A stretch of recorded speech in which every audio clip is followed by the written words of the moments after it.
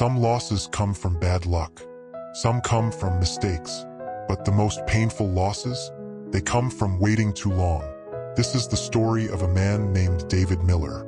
A man who kept saying later, until later was gone, and it cost him everything. David grew up in Ohio, in a small town with more dreams than opportunities. He was smart, funny, and talented.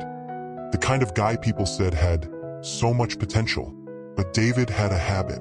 Every time life handed him a choice, he said, "I'll get to it soon." He thought time was endless. At 18, he wanted to apply to art school. He said he'd do it next week. The deadline passed. At 23, his best friend invited him to join a small business venture. He said he'd think about it. By the time he decided, the company had launched without him. It sold 2 years later for millions. David drifted through his 20s. He worked in retail, clocking in and out, always telling himself he'd chase his dreams someday. When his mom told him, "You have talent, don't waste it," he smiled and said, "I will, Mom. Promise. Just not now." The truth was, David wasn't lazy. He was scared. Scared of failing. Scared of people laughing at him. So he kept waiting for the perfect moment, and it never came. The moment hit him at 30. He was cleaning out his childhood closet when he found an old sketchbook. Page after page of designs, ideas, characters, dreams. His hands shook, because he realized those drawings weren't just art. They were years. Years he had buried in the drawer labeled later. That night, David whispered to himself, "What have I done with my time?" The next morning, he made a choice. He opened his laptop, built a simple website, and posted his first design. It wasn't polished. It wasn't perfect. But it was something. For the first time in his life, David stopped waiting and started moving. He promised himself, no more later, only now. A month 1. David posted new artwork daily. Most got ignored, a few got likes, but he kept going. A month 3. A small clothing brand reached out to use one of his designs. He made $200.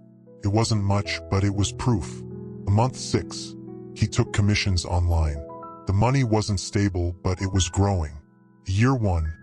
David launched his own small line of merchandise. It barely broke even, but people started noticing. A year 2. His work was featured in an online magazine. He smiled for the first time in years. Not because he was rich, but because he finally felt alive. For the first time, his life wasn't slipping through his fingers. He was gripping it. 32, David got the biggest call of his life. A publishing company wanted him to illustrate a children's book. Could change everything.